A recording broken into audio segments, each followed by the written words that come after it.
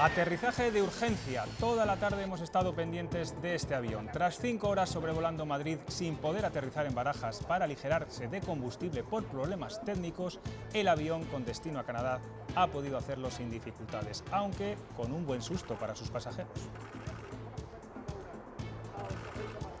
¿Qué tal? Buenas noches. En Castilla y León, la reforma de la sanidad rural comenzará el 2 de marzo en Aliste, en Zamora, y ya sabemos cómo será. Ni se cierran consultorios ni se despiden médicos. Los detalles de este plan piloto los ha dado a conocer esta tarde la consejera de Sanidad. Teresa Gavilán, Alcañices, ¿cuál es la principal novedad? La principal novedad es la cita previa personalizada, es decir, que será personal administrativo del centro de salud quien atienda las llamadas de los ciudadanos y concrete su cita con el médico. Esta es una de las novedades de este plan piloto que arrancará justamente en un mes. Es una cita previa que se va a hacer a través de personas. ¿Por qué? Pues porque hay determinadas personas mayores que pueden tener miedo a enfrentarse a una máquina para tener la cita. Tras las numerosas movilizaciones del campo de la semana pasada, el ministro crea la Mesa del Diálogo Agrario para asegurar el futuro del sector. Villalar pierde el nombre de la fundación, que pasará a llamarse Fundación Castilla y León, y se olvida de promover la cuestionada conciencia regional. España no puede ser de unos contra otros. España debe ser de todos y para todos. Tras estas palabras, don Felipe recibió un aplauso de 4 minutos en la apertura solemne de esta nueva legislatura, la del Gobierno en coalición.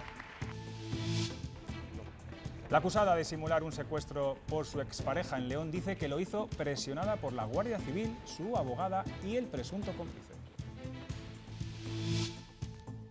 Día de cielos despejados y temperaturas primaverales. Mañana la situación será parecida. Les pedimos, eso sí, precaución al volante a primeras horas porque las nieblas dejarán visibilidad reducida. Las temperaturas bajarán un poco, pero seguirán siendo altas para esta época.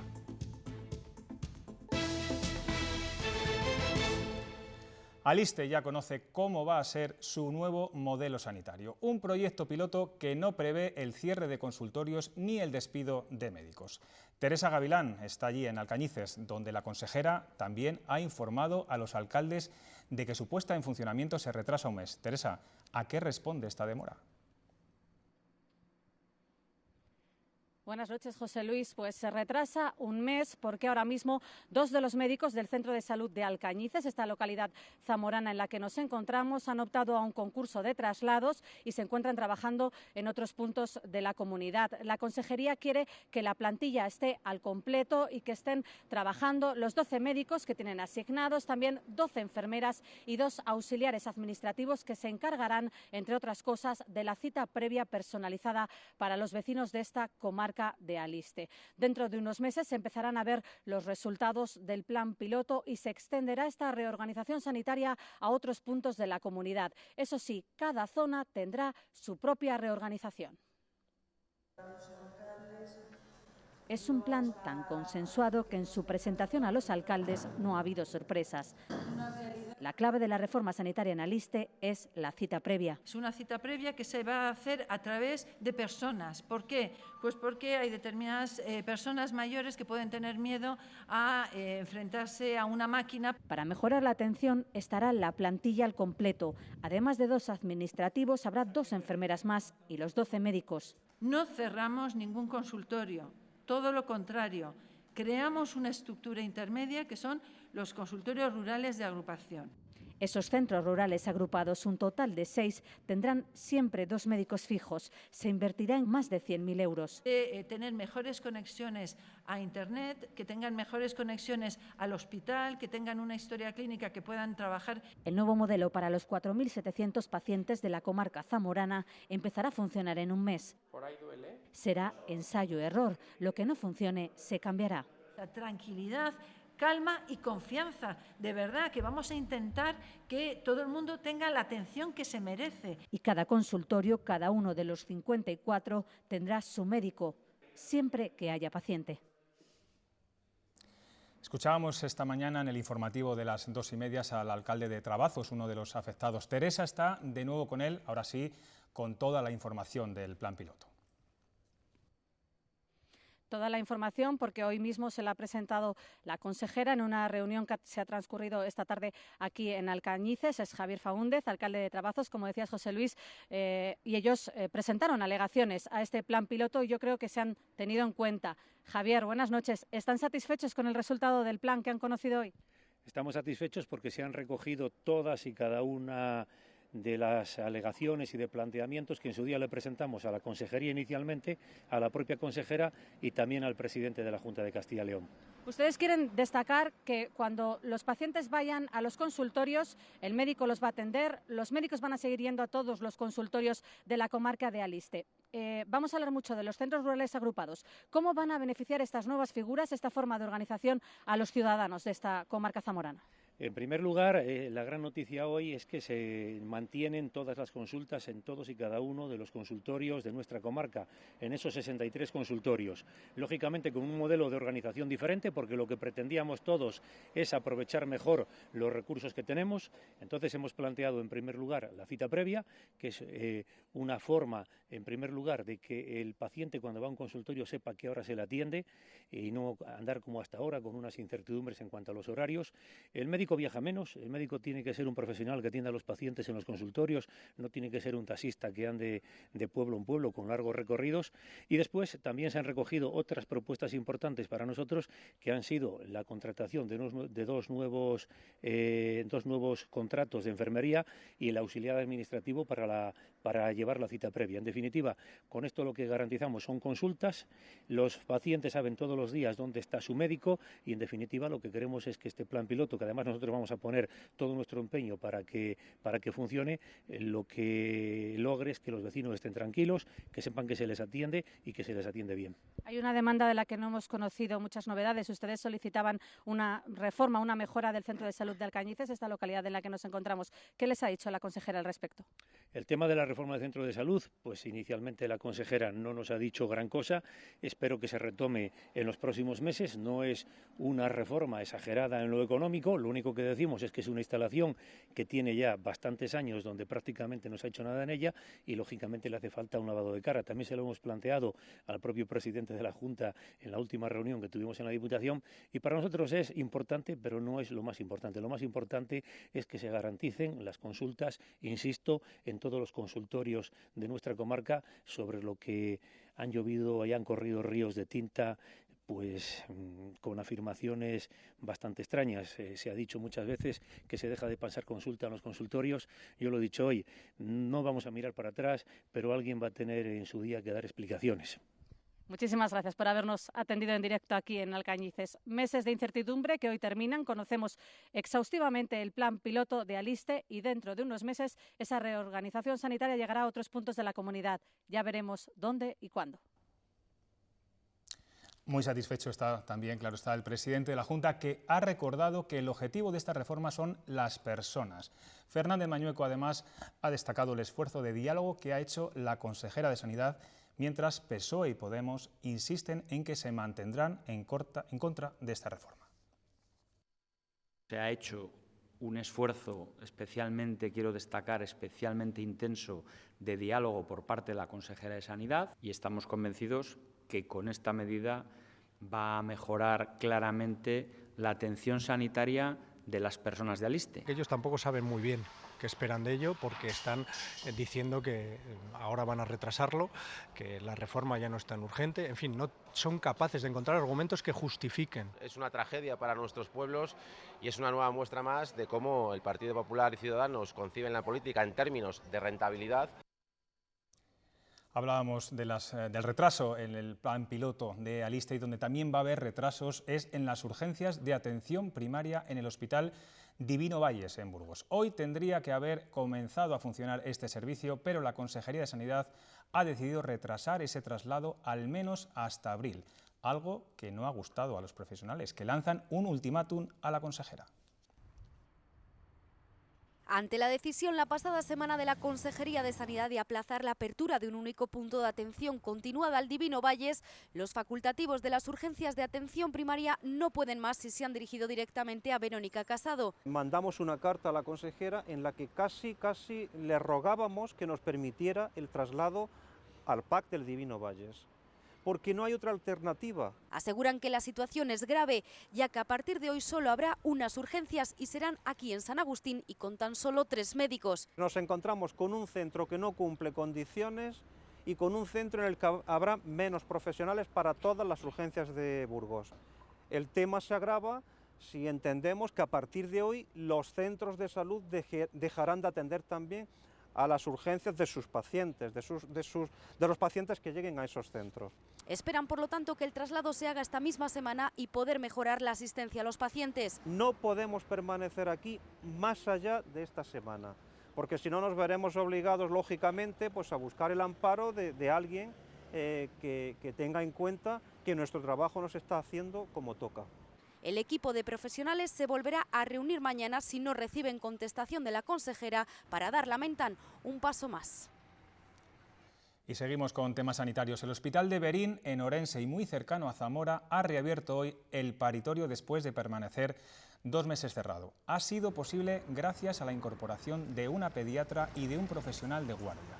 La semana que viene comenzará por primera vez las consultas de pediatría. Los miembros de la plataforma en defensa de la sanidad que estaban encerrados en el hospital han abandonado la protesta, pero aseguran que seguirán demandando mejoras.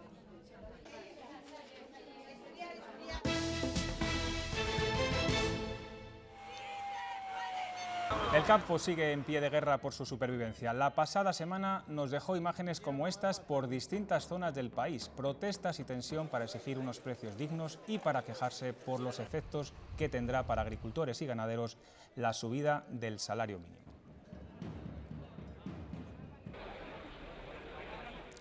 Ante todo esto, el Gobierno ha movido ficha y ha creado una mesa del diálogo agrario para abordar la complicada situación de nuestro campo. La primera reunión se ha celebrado esta tarde en Madrid.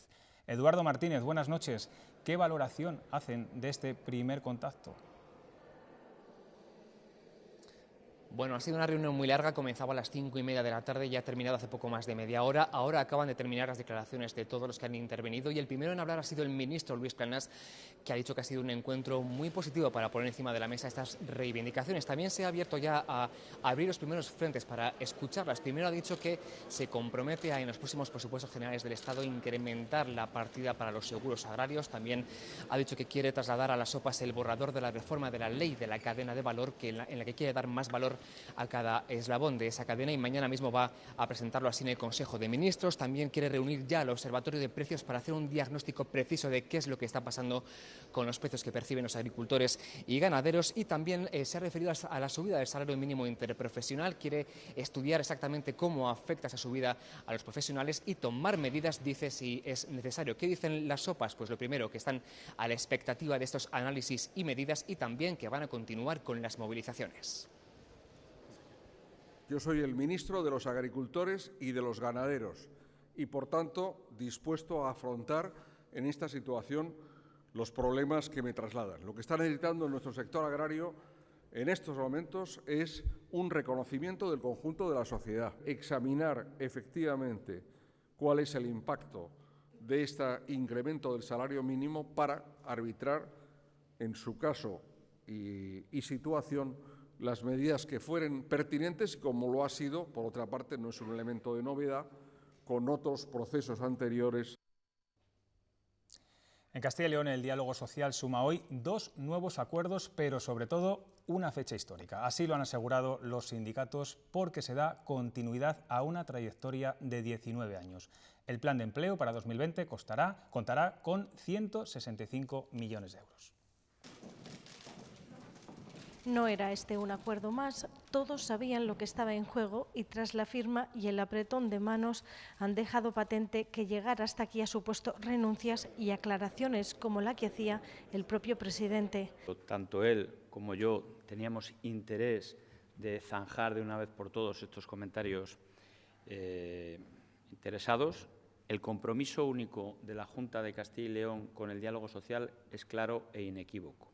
Satisfechos los sindicatos, cuestionados por el propio IGEA en más de una ocasión. Nosotros también estamos legitimados, los sindicatos, para adoptar acuerdos de este tipo, porque nosotros también pasamos por las urnas. Satisfechos porque el diálogo social, han sido sus palabras, resiste. Y no sabemos si éramos hijos de la mayoría absoluta o era desde el convencimiento. Y satisfecha la patronal. Agradecer a todos los negociadores el esfuerzo magnífico y titánico que han hecho, porque realmente ha sido complicado, ha sido difícil. Quedan pendientes las 35 horas y la renovación de otros 21 acuerdos. Seamos capaces de pensar solamente en los ciudadanos para llegar a acuerdos.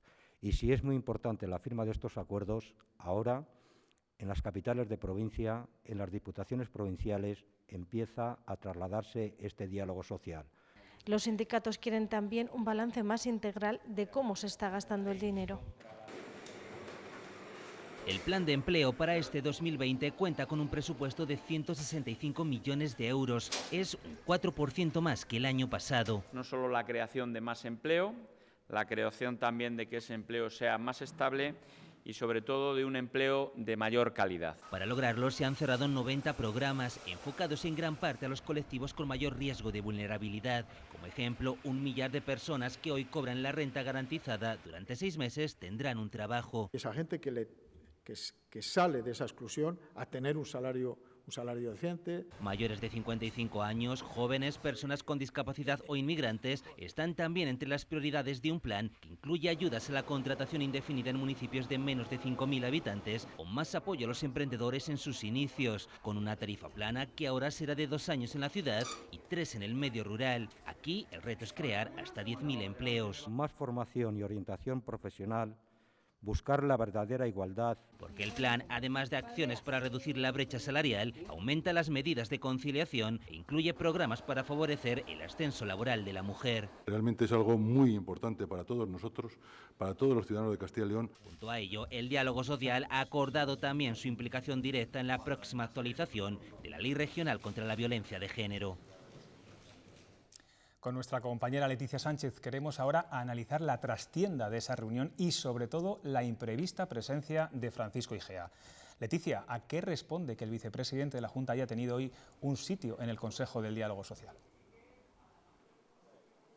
No ha sido desde luego casual. Alfonso Fernández Mañueco quería dejar claro que en el diálogo social hay una voz única y que así será a lo largo de toda la legislatura. El presidente quería zanjar, ha dicho, comentarios interesados contra su vicepresidente, pero lo cierto es que Francisco Igea había utilizado determinadas expresiones que habían molestado y mucho a los sindicatos, por ejemplo, durante la jornada de huelga por el no cumplimiento de las 35 horas o también cuando se cambiaron las bases sobre los cursos de formación, donde Igea llegó a insinuar que los sindicatos eran juez y parte. Por eso ellos querían firmar cuanto antes estos acuerdos para que no se cuestionara el diálogo social. En este asunto del diálogo social nos recuerda a otro, al de la ordenación del territorio y la fusión de municipios, donde Mañueco también tuvo que matizar a su vicepresidente. Buena noticia para los funcionarios. La Junta ve posible adelantar la nómina de febrero, el incremento del 2% a los funcionarios aprobado la semana pasada. Lo ha dicho el consejero de la Presidencia. Estamos trabajando, anunciamos la posibilidad de que se pudiera hacer en la nómina de marzo, pero hoy que comenzamos febrero prácticamente no descartamos que ese sueldo, ese incremento del 2% pueda ser ya percibido en la nómina del mes de febrero. 17 años después de su creación, la Fundación Villalar sufre una remodelación profunda. Primero se puso en cuestión su existencia, después la mayoría de sus patrones decidieron que continuase y ahora cambia de nombre y de objetivo principal. Falta redactar los estatutos, pero arranca una nueva etapa. La Fundación Villalar no desaparece, pero su presidente consigue que cambie de forma radical. Para empezar, su nombre, que pasa a ser Fundación Castilla y León. Concita muchos más apoyos que no solamente el nombre de uno de los 2.248 municipios que tenemos aquí en Castilla y León. Desaparece también el principal objetivo para su creación en 2003, el de promover el sentimiento de pertenencia a la comunidad. Fuentes, que cuestionaba que se hubiese conseguido, dice: Todos y cada uno de los castellanos y leoneses tenemos en nuestro interior ese sentimiento de pertenencia y no tenemos que tener una fundación para acrecentar esos sentimientos. El alcalde de Villalar, que además deja de ser vicepresidente, carga porque se quite el nombre del municipio. Yo personalmente no estoy satisfecho, desaparece el nombre de Villalar y no lo admito por lo que es la historia. Nombrarle de otra manera a la fundación y que no aparezca Villalar de por medio es en cierto modo desnaturalizar un hecho histórico que tuvo mucha importancia para Castilla y León. Pero en ese asunto, Alonso Laguna se ha quedado solo dentro del patronato. Me parece una posición legítima, loable, él ha defendido su posición. Yo creo que el mantener el futuro en Fundación Castilla y León, que era parte del nombre, creo que le da una mayor amplitud. Villalar, eso sí, seguirá siendo el epicentro del Día de la Comunidad. Además, se añaden como patronos a las organizaciones agrarias y a un representante del tercer sector. España no puede ser de unos contra otros. España debe ser de todos y para todos. Es el rotundo mensaje de Felipe VI en la apertura de la 14ª legislatura. El rey ha pedido a sus señorías respeto y responsabilidad. En la bancada, por primera vez, se ha sentado un gobierno de coalición. Como hace 4 años, los reyes y sus hijas han escuchado el himno a las puertas del Congreso. Muy distinta a 2016 será la bancada del Gobierno que esperaba en el interior del hemiciclo. Es la primera vez en la que hemos podido ver a miembros de 2 partidos distintos ocupando los escaños azules en un ejecutivo de coalición. Desde allí han escuchado cómo Felipe VI ha pedido a los partidos que no busquen la confrontación entre españoles. Llega la hora de la palabra, del argumento y de la razón, desde el respeto recíproco para el mejor servicio a los españoles. El rey ha ensalzado a la Constitución como punto de encuentro en el discurso con el que ha inaugurado la 14ª legislatura, para la que hace esta petición a los diputados. Ejercer con la mayor responsabilidad y rectitud las funciones constitucionales encomendadas, colaborar lealmente con todas las instituciones del Estado. Antes, la presidenta del Congreso pedía a los diputados un esfuerzo para dialogar con todos. La democracia no es ni puede ser exclusión. En el Parlamento no existe el enemigo. Tras los discursos, esta larga ovación a Felipe VI. Era la primera de la nueva legislatura. No han secundado los aplausos muchos diputados de Unidas Podemos ni los de PNV.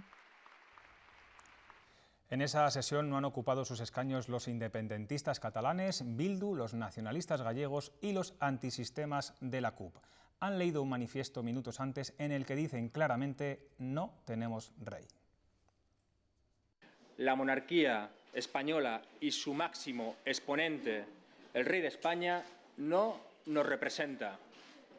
La sociedad catalana, vasca y gallega rechazan mayoritariamente la figura de una institución anacrónica, heredera del franquismo.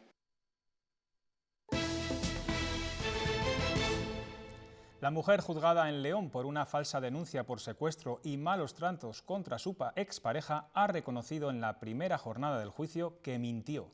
Asegura que añadir que le había echado pegamento en la vagina se lo inventó su abogada y exculpa al supuesto cómplice. Los hechos se produjeron en El Bierzo en octubre de 2016. Ambos se enfrentan a penas de 11 y 10 años de prisión respectivamente. Dijo que la habían secuestrado a la puerta de su casa en Favero y acusó a su expareja y 2 amigos que aquel 17 de octubre de 2016 se la llevaron a una bodega que él tenía en Bembibre y allí le echaron pegamento en la vagina, la golpearon y la dejaron abandonada. Ahora reconoce que todo eso fue mentira, aunque lo matiza. Vanessa asegura que actuó movida por el miedo que le causaban las amenazas de su expareja, que temía por su vida y decidió actuar. Dice que un año antes sí la había secuestrado y por eso lo sacó a colación, que lo del pegamento en la vagina lo añadió su abogada al hablar con los medios. Junto a ella está acusado un amigo como supuesto cómplice, aunque el exculpa asegura que solo la llevó a Bembibre. Sin embargo, él había dicho en las primeras declaraciones de la instrucción que la había ayudado a atarse. Ahora se corrige, estaba nervioso y no sabía lo que decía, él no participó. También les acusan de crear una cuenta de correo a nombre de la expareja para proferir amenazas y volverlas contra él. Los peritos dicen que salieron del portátil de su amigo, pero él solo reconoce que se lo dejaba a veces y ella dice que las amenazas son reales. Se enfrentan a una petición de penas de 11 años y 8 meses Vanessa, la acusada, y 10 años y 10 meses Fernando, el cómplice. El juicio quedará visto para sentencia este miércoles. La acusada de orquestar una supuesta estafa piramidal cuando era empleada de Caja España, quien supuestamente se apropió de 6,5 millones procedentes de familiares y amigos a los que convenció para invertir en falsos fondos, ha negado haber ideado el plan. Ha culpado a sus superiores y a la propia entidad donde todo se orquestó y ha insistido en que ella, que era una mera secretaria, fue la primera víctima. El juicio ha comenzado hoy en la Audiencia Provincial de León y se prolongará hasta el 20 de febrero. La acusada se enfrenta a más de 10 años de cárcel. Continúa el litigio entre Unicaja y la Fundación Obra Social de Castilla y León sobre la propiedad de inmuebles y centenares de obras de arte que pertenecen a las antiguas grandes cajas de la comunidad. Unicaja asegura que les pertenecen tras el proceso de fusiones y Fundos se lo reclama por vía judicial. Hoy se ha celebrado la vista previa del juicio que comenzará el 22 de julio. Renault ha presentado su nueva versión del Megane. Se trata del Megane 2020, que se renueva con una mayor aportación tecnológica en términos de equipamiento y en términos de motores, como la inédita versión híbrida enchufable, E-Tech. La factoría del Rombo ha anunciado su comercialización a partir del verano. Este nuevo Megane, como el resto de versiones, se fabricará de manera exclusiva en la factoría de Villa Muriel de Cerrato, en Palencia.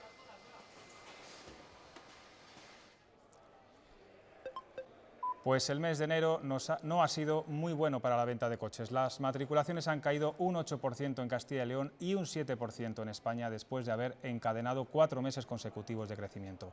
Lo que más se compra, casi la mitad, son los todocaminos tipo Captur y Kadjar.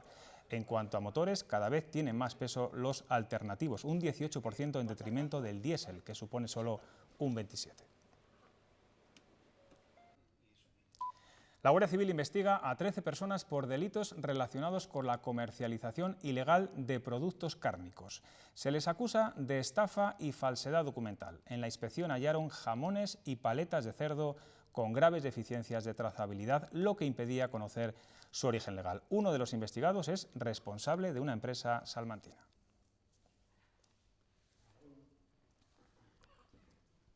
El cambio climático también puede tener consecuencias sobre el regadío. El Gobierno apuesta por el proyecto presentado hoy de modernización de regadíos en 5 zonas de la comunidad, pero está por ver qué sucede con futuros planes como la ampliación de Payuelos y de la Armuña, esbozados hace 30 años. A los regantes no les ha gustado nada el próximo plan hidrológico del Duero y solo les queda hacer alegaciones. La Confederación no quiere ampliar más zona de regadío si no hay agua garantizada en el futuro.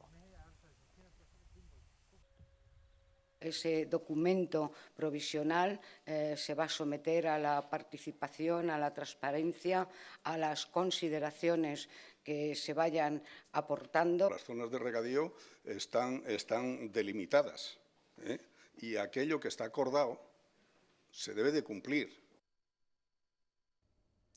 El concejal del PP de Manganeses de la Ribera, que el pasado viernes apoyó la moción por una región leonesa, dice que lo hizo por error. Claudio Santiago asegura que no entendió el verdadero contenido de la propuesta.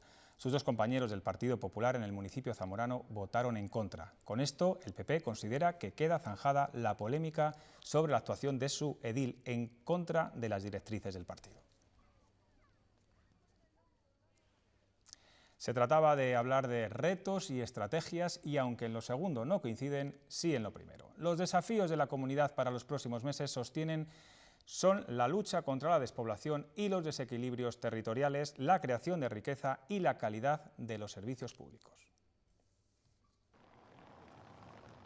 La pérdida de habitantes y el desequilibrio territorial son los principales retos para la comunidad. El diagnóstico está claro, pero los grupos no coinciden en el tratamiento. La mejor forma de luchar contra la despoblación es crear empleo, crear riqueza y vincularlo al medio rural. Tiene que haber un nuevo baby boom en Castilla y León, ese que hubo hace años en toda España. No puede ser, por ejemplo, que las tasas de desempleo sean pues muy desiguales en la provincia de Ávila que en la provincia, por ejemplo, de Valladolid o de Palencia. Uno casi no diferencia los diagnósticos que hacemos de hace 30 años y los de hoy, y eso sí que es el síntoma de que algo no está funcionando.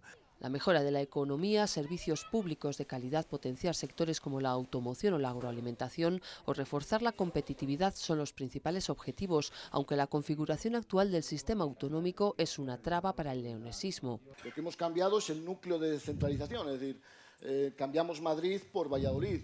Autocrítica pedía el portavoz de la UPL. PP y PSOE señalaban hacia la propia clase política. Porque nos ven en muchas ocasiones perdidos en debates estériles. Hay además actores que están poniendo en riesgo la propia configuración de la política. Todos han coincidido en que Castilla y León tiene un gran potencial que han situado en el turismo, la cultura, la superficie forestal o las energías limpias.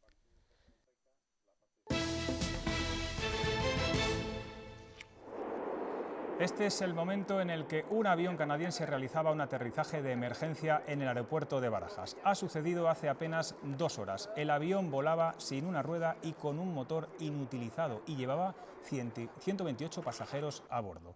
Después de sobrevolar durante 3 horas la ciudad de Madrid para quemar combustible, ha aterrizado sin ninguna dificultad. Todo ha quedado en un gran susto.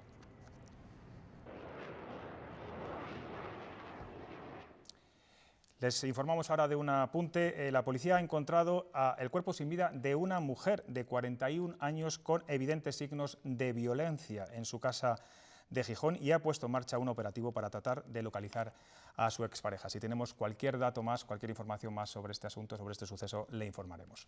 Y seguimos, porque seguimos muy pendientes del coronavirus y con la evolución de esta epidemia. Ya ha dejado 362 muertos, uno de ellos en Filipinas y el resto en China. Y ya son más de 17.000 los infectados. En cuanto al número de personas que han conseguido superar la enfermedad, se sitúa en 475. Son cifras divulgadas hoy por el gobierno chino. Este lunes acaban las largas vacaciones del Año Nuevo lunar. El Gobierno las amplió 4 días más para evitar que se multiplicasen los contagios del coronavirus. Ahora vuelven a sus puestos millones de trabajadores, aunque lo harán de modo gradual. El hospital construido en 10 días ha empezado a funcionar hoy y ya están terminando de hacer otro que abrirá sus puertas este jueves. Los fallecidos, al menos 361 casos confirmados en China, superan ya los que dejó el SARS en 2003. Y ayer conocíamos la primera muerte fuera de sus fronteras, en Filipinas. Continúan las repatriaciones de extranjeros de Wuhan. Hoy le ha tocado a ciudadanos de Australia que tendrán que pasar la cuarentena en una isla del Océano Índico. Y en nuestro país, La Gomera recibe hoy los primeros kits de análisis y se muestran satisfechos por el buen estado de los pacientes alemanes. Han pasado una noche estupenda. Esta mañana los controles siguen teniendo un buen estado de salud. En cuanto a los repatriados españoles de la ciudad de Wuhan, continúan su cuarentena en el Hospital Gómez Ulla de Madrid. China sigue trabajando en conseguir una vacuna que frene a este virus que ya ha provocado que la OMS declare una emergencia internacional. El coronavirus, el origen de la infección o los remedios para evitarla están siendo ya objeto de bulos en Internet. Contra eso y en respuesta a la alerta de Sanidad, hace unas semanas por la promoción de fármacos que hacen algunos influencers. Los farmacéuticos han puesto en marcha la campaña Medicamentos sin bulos en farmacias y en las redes sociales. Se trata de 10 recomendaciones, las más importantes: huir de titulares llamativos y engañosos, hacer caso solo de las evidencias científicas o fijarse en la información de las fuentes oficiales. El virus tiene una viabilidad de muy pocas horas fuera del cuerpo humano y entonces no hay posibilidad de que por un paquete ni por cualquier objeto vayas a contagiarte. Aquel que va pues, a un profesional sanitario, aquel que va a una farmacia, en este caso, con un profesional sanitario, pues va a la fuente. Y ahí es donde tiene esa información veraz. Esperanzador paso contra la leucemia infantil el dado por un equipo de investigación internacional que lidera el Centro del Cáncer de Salamanca. Estamos ante el cáncer más frecuente en niños y este proyecto considera que podría llegar a evitarse totalmente la mortalidad a través de la prevención. Solo el 80% de los casos de leucemia linfoblástica se curan hoy en España tras un tratamiento muy agresivo. La Fundación 1 entre 100.000 financia con 540.000 euros un proyecto internacional que busca un abordaje distinto, identificar la base genómica de los casos detectados para prevenirlos antes de que desarrolle la enfermedad. Es muy importante tener identificados quiénes tienen susceptibilidad, porque si se busca alguna estrategia para impedir el desarrollo, todos son susceptibles de tenerlo. Porque obviamente muchos se curan, pero el tratamiento es muy agresivo y es muy duro. Esto es porque el 5% de los niños nace con los genes de preleucemia. Solo una pequeña parte desarrollará la enfermedad, pero solo la tendrán aquellos que cuentan con estos genes. Ese sería el primer paso, tener identificados los niños susceptibles de leucemia y al mismo tiempo el proyecto contempla la posibilidad de prevenir la leucemia por diferentes estrategias en modelos preclínicos que han sido diseñados para mimetizar algunas de estas susceptibilidades humanas. De confirmarse esta prometedora línea, estaríamos ante una revolución en la leucemia infantil, pasando de luchar por curar a prevenir y, por tanto, una supervivencia de casi el 100%.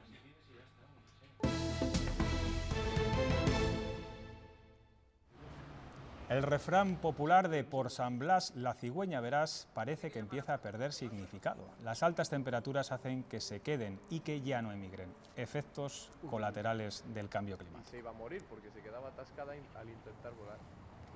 Las cigüeñas son de origen, al menos hasta lo que se sabe hasta ahora, han sido siempre migradoras. El asunto es que por una serie de condicionantes que tienen que ver la alimentación y también el cambio climático más recientemente, pues las cigüeñas no están emigrando como antes, ¿no?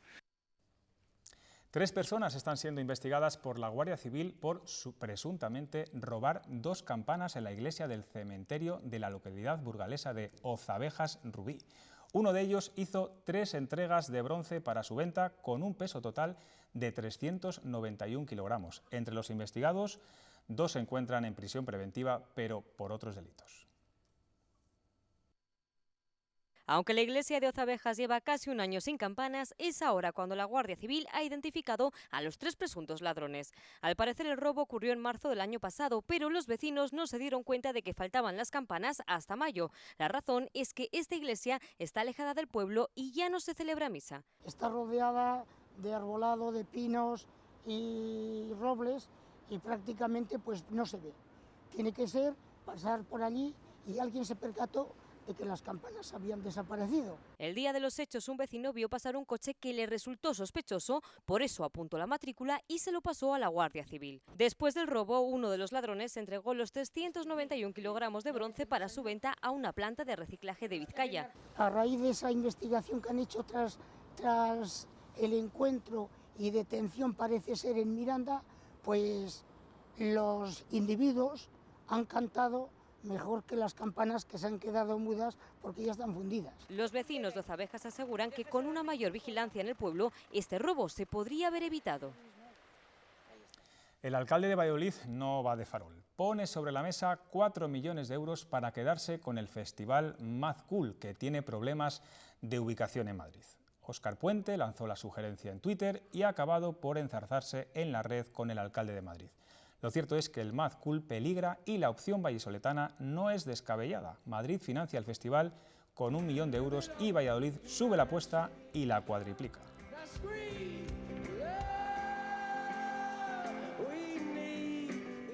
Y hoy terminamos con Salamanca, donde estos días puede disfrutarse de uno de los grandes nombres de la cultura china. La muestra está compuesta por 16 esculturas de jade, cobre y fibra de vidrio y puede visitarse en el Palacio de la Salina. Hong Fei ha expuesto sus obras en las calles de importantes ciudades del mundo, desde Estados Unidos a Europa. Con arte les dejamos, enseguida llega toda la actualidad deportiva. Hasta mañana.